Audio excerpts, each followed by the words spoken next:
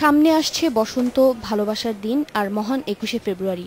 এই দিনগুলো ঘিরে ব্যস্ত সময় কাটানোর কথা ফ্যাশন হাউসগুলোর, কিন্তু টানা অবরোধে অলস সময় কাটছে বিক্রেতাদের। পয়লা বৈশাখকে সামনে রেখে তাঁতিদের অর্ডারও দিতে পারছে না ফ্যাশন হাউসগুলো।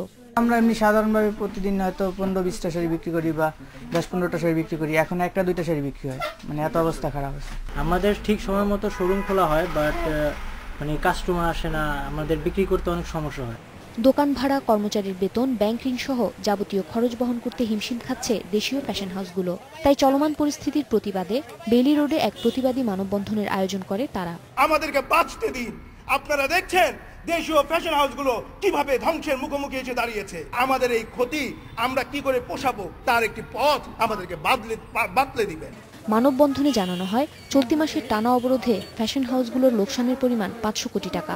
এই ক্ষতি কাটিয়ে উঠতে হরতাল অবরোধের মতো কর্মসূচি প্রত্যাহারের আহ্বান জানান ব্যবসায়ীরা।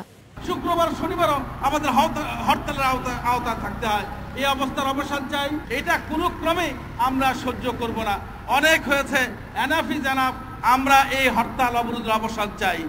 অর্থনীতি ও ব্যবসার চাকা সচল রাখতে রাজনৈতিক সহিংসতার বিরুদ্ধে একটি প্রতিবাদী ফ্যাশন শোর আয়োজন করে ফ্যাশন হাউসগুলো। উমন হারাজমি, ইন্ডিপেন্ডেন্ট নিউজ, ঢাকা।